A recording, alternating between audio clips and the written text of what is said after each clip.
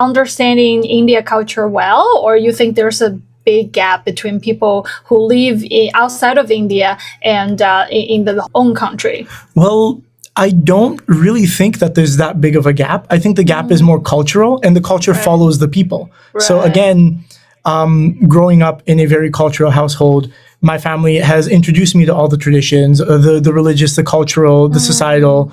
And so when I'm with my sort of North American community, I know how to act because that's how I grew up. But then on the other hand, when I'm with my sort of like Indian community, I know how to act, how to behave appropriately, because that's what I was taught. That was how I was raised.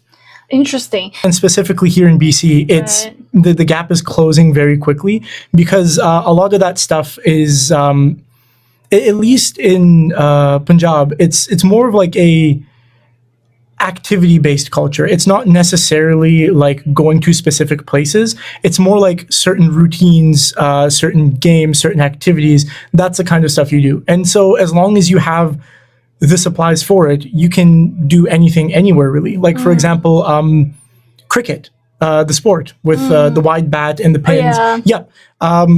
When I was younger, that wasn't really that big of a thing here in BC.